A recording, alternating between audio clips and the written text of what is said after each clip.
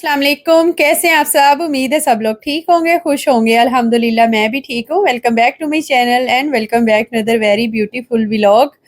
और आज ना आपके साथ किचन रूटीन शेयर करूँगी कि क्या कुछ आज मैंने बनाया।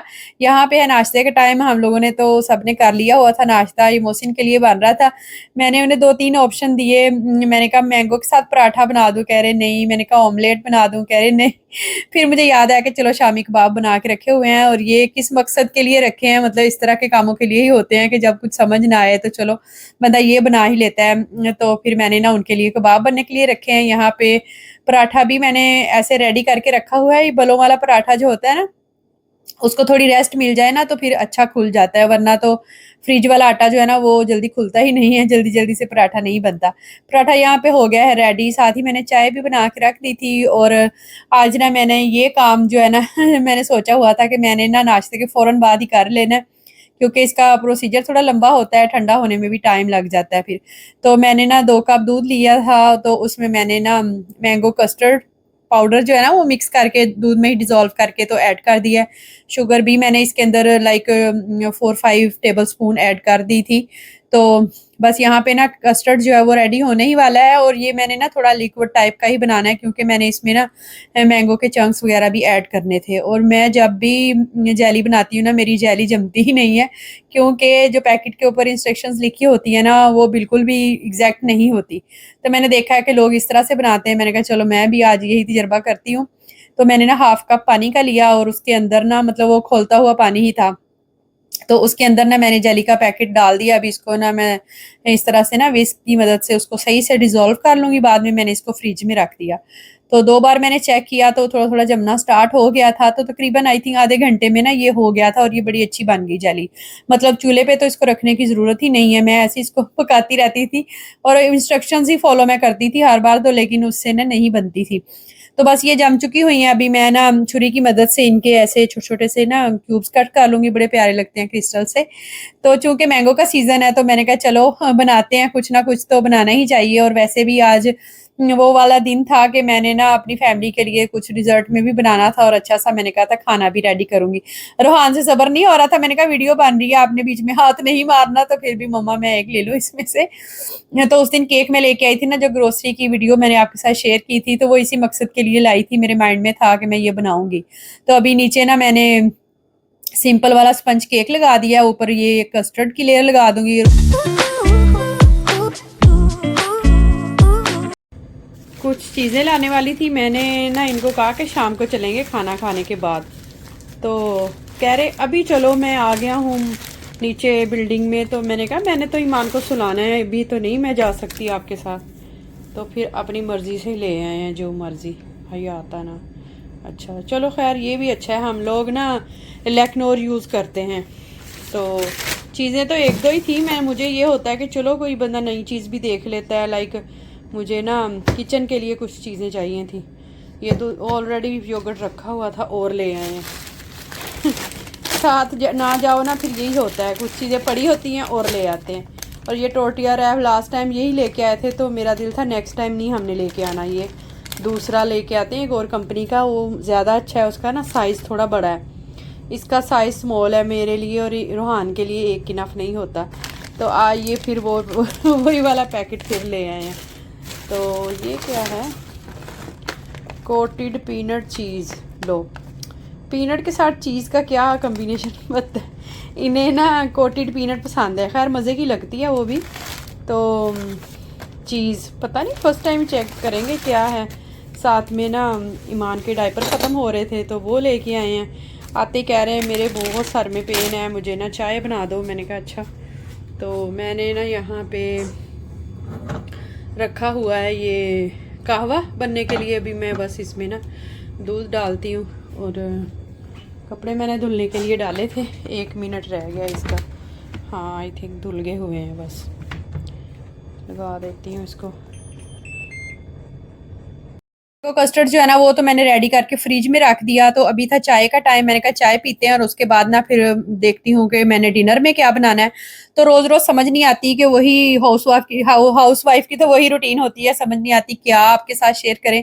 और आप भी रोज रोज आई थिंक देख देख के वही चीजें बोर हो जाते हैं। तो मैंने कहा आज आपके साथ ना मैं शेयर करती हूँ कि दुबई में एज ए हाउस वाइफ क्या नुकसानात हैं और क्या फ़ायदे हैं रहने के। ज़ाहिर है इंडिया और पाकिस्तान से बहुत सारी लेडीज़ ऐसी हैं जो कि इस चीज़ की ख्वाहिश रखती हैं कि वो भी मतलब वहाँ से यहाँ शिफ्ट हो जाएँ। तो मैंने कहा मैं ये सारी चीज़ें जो है ना मैं अपने तजर्बे की बुनियाद पे आपके साथ शेयर कर रही हूँ। मेरा मतलब पर्सनल ये है ओपिनियन है, तो you can relate with it. सबसे पहला फ़ायदा जो हमें यहाँ पे है वो ये कि बाहर ना आने-जाने का मसला बिल्कुल भी नहीं होता, क्योंकि वो साफ़-सुथरा माहौल है और बड़े नज़्म और ज़ब्त का ख़्याल रखा जाता है। सिक्योरिटी के लिहाज़ से बात कर रही हूँ कि एक अकेली लेडी रात के 12 बजे भी बच्चों को लेके कहीं भी जा सकती है। और दूसरी ये कि पार्क वग़ैरह में जाना भी काफ़ी ईज़ी है और काफ़ी मतलब ना सिक्योरिटी का इंतज़ाम यहाँ पे बहुत अच्छा है। नॉट ओनली पार्क, आप अकेले ग्रोसरी के लिए भी जा सकते हैं और लोग बड़े हेल्पफुल होते हैं वहाँ पे। जो मतलब हेल्प करने वाले होते हैं ना, वो गाड़ी में आपकी चीज़ें भी रखवा देते हैं। और वैसे भी एक अकेली औरत जो है ना बच्चों को साथ ले जाकर भी और अकेली भी जाके ग्रोसरी वगैरह कर सकती है। और दूसरा ये कि ऑनलाइन ग्रोसरी की भी इतनी ज़्यादा सहूलतें हैं। खैर ये तो अब इंडिया और पाकिस्तान में भी ये चीज़ आम ही हो गई है हर जगह। लेकिन ये है कि सिक्योरिटी की वजह से ना छोटे-मोटे काम एक अकेली लेडी यानी हाउसवाइफ जो है ना उसको सही तरीके से मैनेज कर सकती है। मेरी रेडी हो गई थी, साथ ही ना मैंने चिकन बॉयल होने के लिए रख दिया था और उसी साइड पे पास्ता। तो यहाँ पे ना मैं बना रही हूँ पास्ता, साथ-साथ हमारी गपशप भी जारी रहेगी। तो मैंने कहा व्हाइट सॉस पास्ता भी बना लिया, रेड सॉस पास्ता भी बना लिया, तो आज पिंक सॉस पास्ता बनाते हैं। बिल्कुल सिंपल से इंग्रीडिएंट्स हैं, तो आपको ना समझ आती जाएगी कि क्या-क्या हो रहा है।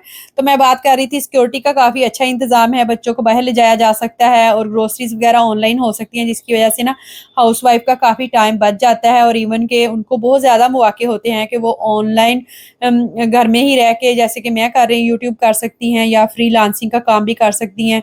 सोशल मीडिया के थ्रू बहुत तरह के मतलब बिज़नेस जो है ना उनको किया जा सकता है।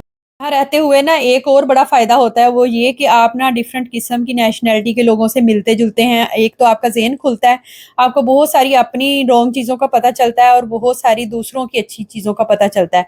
और आप उसमें ना खुद को मज़ीद बेहतर सुधार सकते हैं। और नॉट ओनली नेशनैलिटी, मतलब मुख्तलिफ कम्युनिटी के लोग, मुख्तलिफ मज़ाहिब के लोग आपसे जब मिलते-जुलते हैं ना, तो आप फिर आप उस चीज़ के बात पे ना मुवाज़ना करते हैं कि अच्छा हमारी कंट्री में ऐसे है तो ये बाकी के लोग इस तरह के हैं, तो उससे बहुत फ़र्क पड़ता है।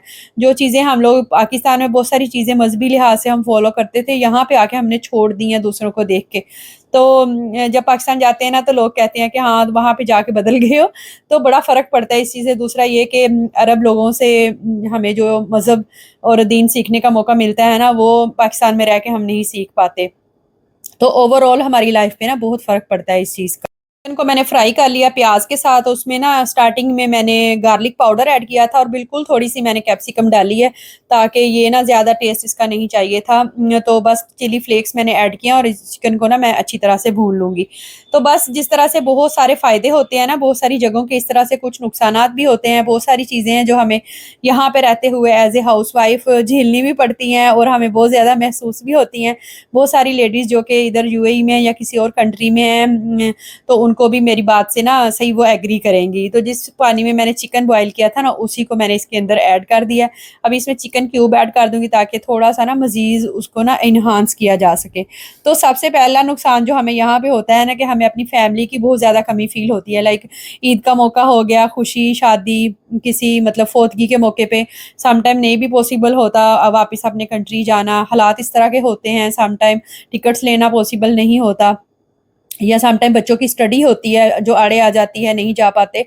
तो ये चीज़ जो है ना, ये तो सबसे ज़्यादा मतलब कह लें कि बैड सीन है यहाँ रहने का, कि हम अपनी ना जो मुख्तलिफ मौक़े होते हैं उस पे अपनी फैमिली को बहुत ज़्यादा में मतलब मिस करते हैं, बहुत ज़्यादा महसूस होती है हमें ये चीज़। और दूसरी बात ये कि अपने कंट्रीज़ में जब हम रहते हैं, देखते हैं दूसरों का लाइफ़स्टाइल, वहाँ पे हेल्पिंग हैंड बहुत मतलब ईज़ी टू अवेल होते हैं कि लेडीज़ जो है ना वो घर में काम करती हैं और वो डेली ही आ रही होती हैं। लेकिन यहाँ पे ये चीज़ जो है ना वो आपको इतनी आसानी से नहीं मिलती या बहुत ज़्यादा एक्सपेंसिव मिलती है।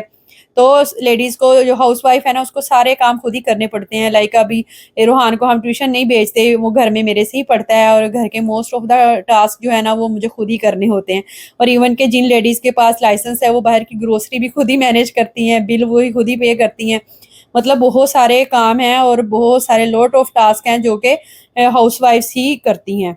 और इसलिए ना थकन का एहसास होता है, तो आपके पास सम टाइम कोई पानी पिलाने वाला और चाय देने वाला भी कोई नहीं होता, आपने खुद ही उठ के सारा कुछ करना होता है। तो इन मौके में बहुत ज़्यादा ये फ़ील होता है कि हम अपनी फैमिली से दूर हैं। और दूसरी ये कि दुबई में की कंट्री में रहते हुए यहाँ की सहूलियत लेने के लिए हमें हर चीज़ को बड़ा मतलब चेक एंड बैलेंस रख के चलना पड़ता है, बजट बनाने पड़ते हैं, उस हिसाब से ग्रोसरी करनी होती है ताकि उसी में से हम अपने बाहर मतलब आने-जाने का खर्चा, बाहर खाना खाने का खर्चा, ज़ाहिर है फैमिली तो होती नहीं है, तो फिर एंटरटेनमेंट यहाँ पे यही होती है कि बाहर जाएँ, किसी मॉल में खाना-शाना खा लिया या किसी मतलब इंडोर, आउटडोर बच्चों को मतलब प्ले एरिया में ले गए, तो ज़ाहिर है उसके लिए खर्चा तो चाहिए ही होता है ना।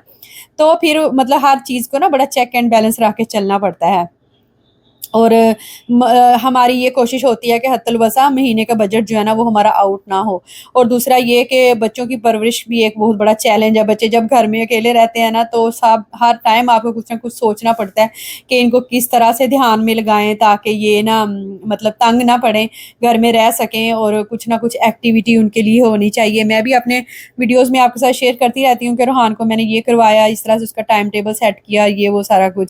बस ऐसा ही है, हर जगह के मतलब एडवांटेजेस भी होते हैं, डिसएडवांटेजेस भी होते हैं। तो बस ये है कि हमें तो हर हाल में अपने अपने मालिक का शुक्र ही अदा करना है।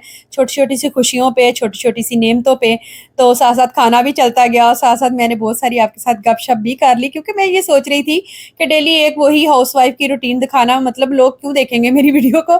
कुछ तो उसमें इंटरेस्टिंग होना चाहिए। तो आप भी शेयर कर सकते हैं अगर आपको मतलब किसी टॉपिक पे बात या किसी टॉपिक पे व्लॉग चाहिए, तो मैं I can share with you all. तो बस ये देखिए सॉस मैंने रेडी कर ली है एंड बिल्कुल सिंपल से इंग्रेडिएंट थे और सारा आपको मेथड आई थिंक समझ आ ही गया होगा।